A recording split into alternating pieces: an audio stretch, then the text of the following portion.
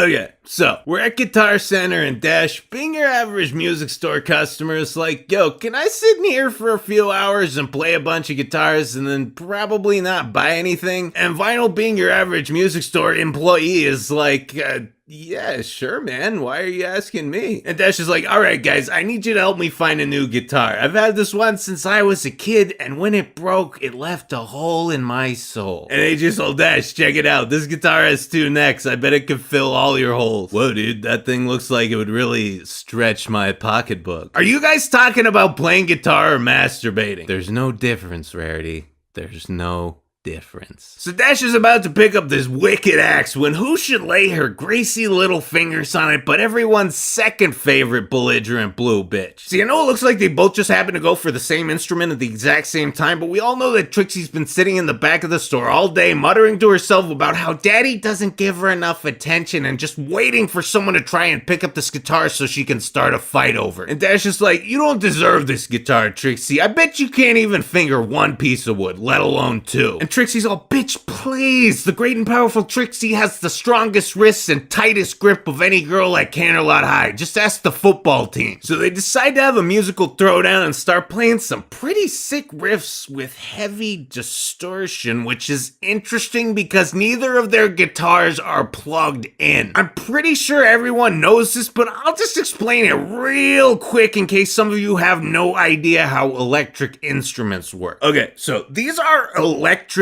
guitars. They don't have a hollow body like acoustic instruments do that allows the sound to resonate and become audible in any meaningful way. So they have these little magnetic doohickeys called pickups, which, surprise, pick up the string vibrations and then send that signal through a cable to an amplifier, which is where the sound actually comes out. If you don't have the guitar plugged into said amplifier, it barely makes a detectable noise, let alone the kind of overdriven hard rock crunch that Dash and Trixie are producing right now. Just a little lesson for you there, purely for your benefit. It's not like this bothers me or anything.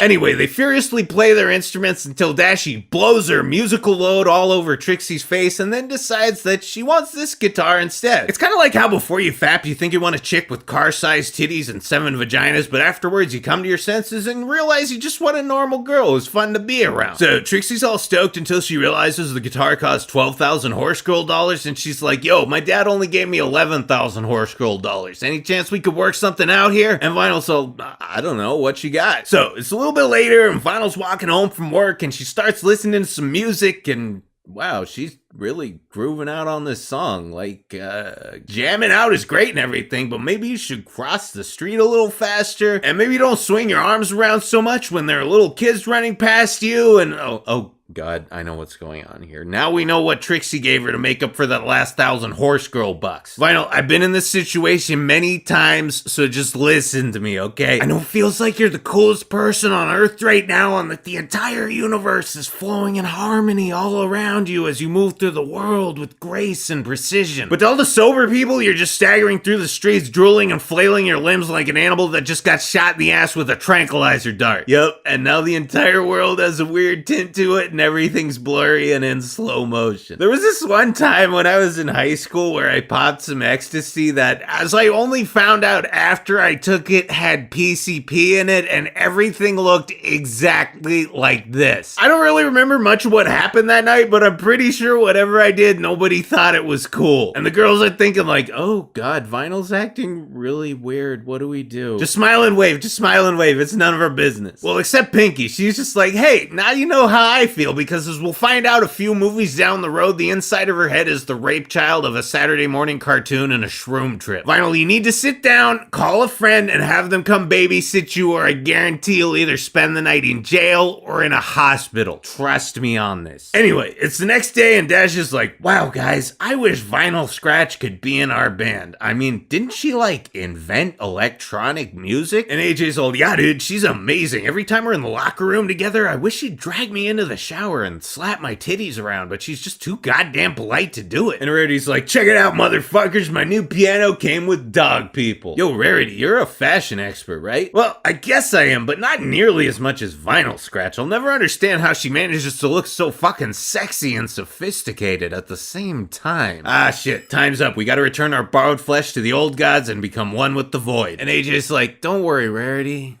There's no pain in nothingness. Okay, so then Fluttershy and Rarity are in a room full of hamsters that are all wearing clothes. Applejack is a banana.